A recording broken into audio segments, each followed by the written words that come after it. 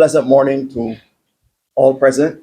I acknowledge the presence of the senior command team and other members of the organization.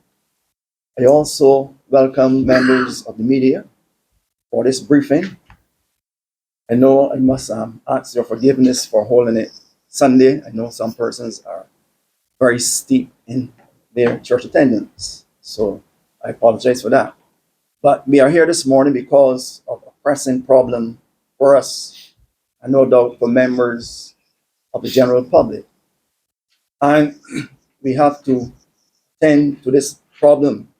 That is, look at the state of the criminal activity and also what is of concern to members of the public. For us, we know that there are some very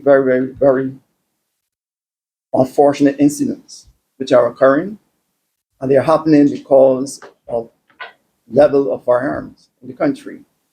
So this briefing is to really zero in and let the public know exactly what we are doing in terms of managing the situation when it comes to firearms. So I would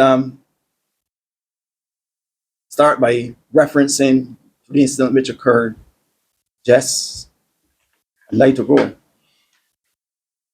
Unfortunately for us, many of our citizens are still in a state of shock and disbelief in respect of the shooting at Nelson Street, the city of Bridgetown, St. Michael, where 3 persons are now deceased and 8 others are currently at Queen Elizabeth Hospital undergoing medical management. Now, for us, at 1:55 a.m. in the morning, persons in the shop, I'm told, some form of celebration. They are engaged in just that level of merriment, only to be surprised by persons entering the establishment and discharging a firearm. That for us is a dark moment in our country. And as we in the police service and the primary law enforcement agency, working in partnership with members of the public, must now take the appropriate actions to confine within the confines of the law to ensure that such an event must not take place again in our country. We in the Barbados Police Service, along with our sister agency, the Barbados Defense Force, must now do our duty or double our efforts in our joint operations to keep our country safe and secure. As Commissioner of Police, I have already instructed my officers that no stones must be left unturned in our efforts to bring those perpetrators who committed that dastardly act to justice. All the required resources will be provided to the officers who will be tasked to deal with that matter. To the members of the general public, I must remind you of that familiar call to action. That is, if you see something, say something. And that is so apt to what we are experiencing currently. We in the Barbados Police Service, in conjunction with the Defense Force, have achieved some measure of success in taking some of these illegal weapons out of the hands of persons. So far for this year, we were able to seize 53 firearms in comparison to 52 for the same period last year. That is January the 1st until September 7th this year. Unfortunately for us, people are still finding ways and means of bringing these firearms into the country. Some are brought in by vessels along our coastal areas, and some are concealed in cargo which is landed by air. Not to be daunted in our efforts, we will continue our fight to confiscate as many of these weapons as possible. In order to bring some context to what we are seeing in terms of these firearms, I will look at the general state of crime in the country for the year so far and compare it with the previous year. The statistics from January the 1st, 2023 to September the 7th, 2023, and January the 1st, 2024 until September the 7th, 2024. I can report that overall, we are seeing a reduction in all categories of major crimes, with the exception of murders, which recorded an increase. The breakdown in the major crimes for the period which we are referencing are as follows. In 2023, at this point in time, we had 14 murders. Currently, if we add 34, which we have for this year so far, which does not include the 3 deaths which occurred just a day ago, we find that we are real figures now at 37 murders. And that is a tremendous increase over last year's figure. The other area of major crime is robbery. Up to September the 7th in 2023, from January to that date, there were 117 robberies. To date, for that same period, we have 76 robberies. Rape in 2023, there were 32, and currently we are at 23. Aggravated burglary, 54 in 2023 and 36 in 2024. Theft from the person, in 2023, there were 46 cases. In 2024, we have 42. Commercial burglaries, we had 116 in 2023, and currently we have 100. Burglaries in dwelling houses, in 2023, there were 336. And in 2024, this time, we are 287. So, total major crimes from January to September 7th in 2023, there were 715 cases. For that same period, January to September 7th in 2024, we have 592 cases.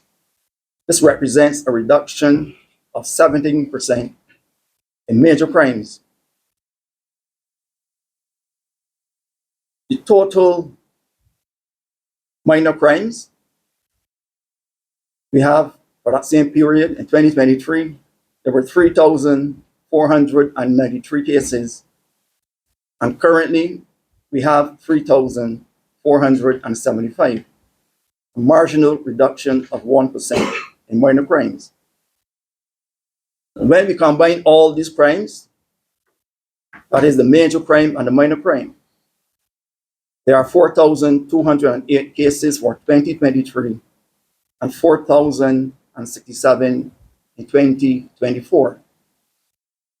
This represents an overall reduction in crime of 3% when we compare the two periods, that is January the 1st, 2023 to September the 7th, 2024.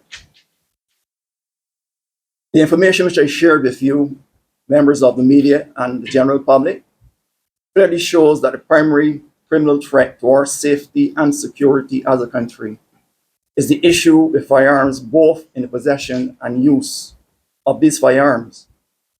I say that because out of the 37 cases which I referenced to earlier. So far for this year, 26 of those murders were committed with firearms, one of which was committed with a high-powered weapon, which is only suited for the battlefields of the deserts of some foreign countries.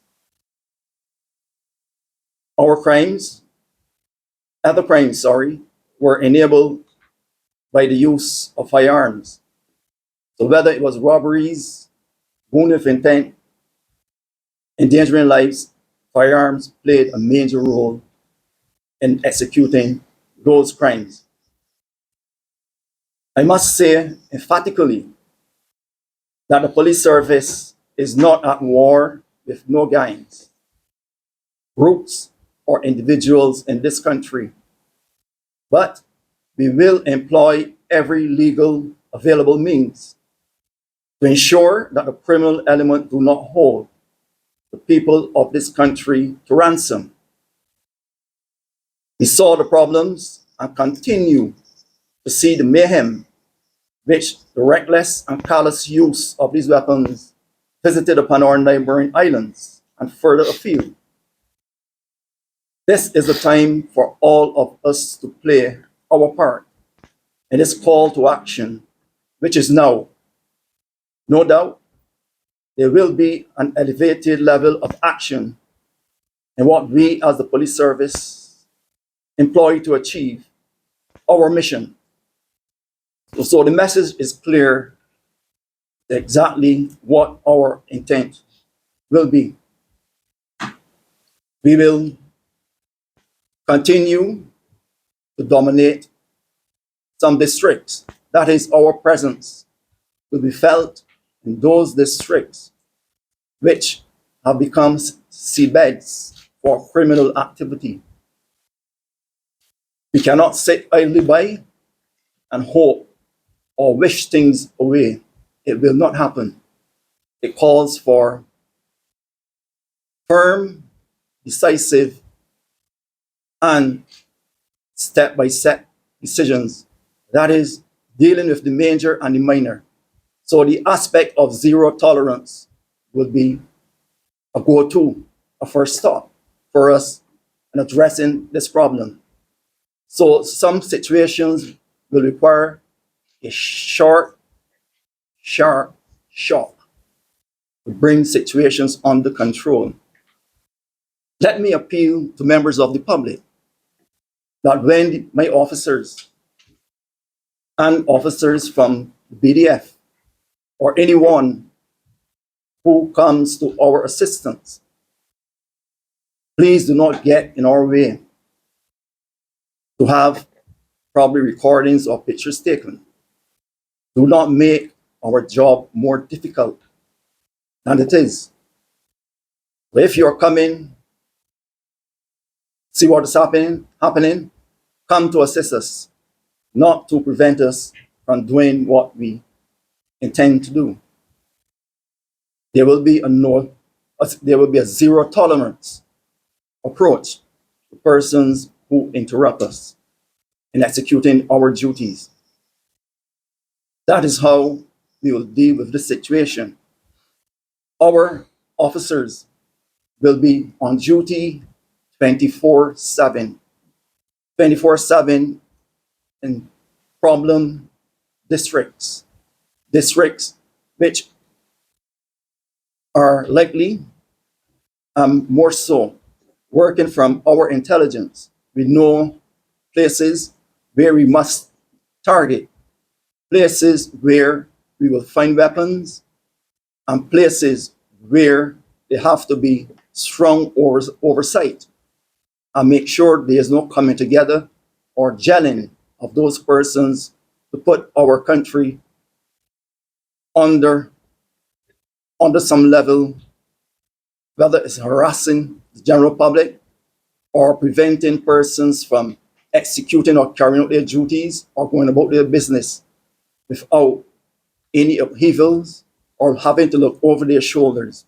For us, our intent is to have that level of police presence, that law enforcement presence.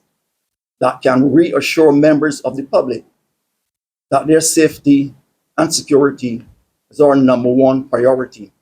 So again, we appeal to person to come on board and partner with us because our intention, and we will not pull back from it, is to make the country the best it can be in terms of the absence of lawlessness, the absence of indiscriminate crime, and more so, changing that behavior, that culture from lawlessness to one of neighborliness.